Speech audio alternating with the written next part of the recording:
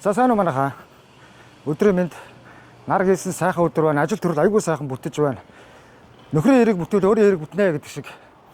За өнөөдөр Акил авир орсон хэмжээний үйлдвэрт ажиллаад цалингаа авч чадахгүй байгаа хоёр хосыгоо ингээ өнөөдөр хөдөлмөр нийгмийн хамгааллын төв рүү орлоо. Тэгээд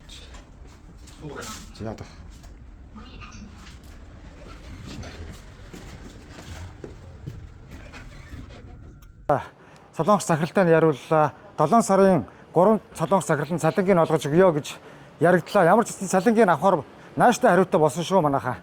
За тэгээд Акил авиг үзээд энэ хоёртой бас нэг ажил төрөл олж өгье, гэр бүлийн ажил төрөл олж өгье гэсэн. Өдрөө нэгэн залуу сая холбогдоод за наад хоёр гэр бүлийн хоёрыг чинь үйлдвэрийн ажилд авъя. Манад үйлдвэрийн ажилд хүн хэрэгтэй байна гэд тэр хоёроо үйлдвэрийн ажилд оруулахар боллоо. Манай хоёр маань өнөөдөр буудалтаа сайхан амраад ус цасандаа ороод хувцснараа солиод маргаашнаас үйлдвэр ажил руу гараад явхаар боллоо. Цалингийн асуудал нь 7 сарын 3 шийдэгдэхэр боллоо манайхаа.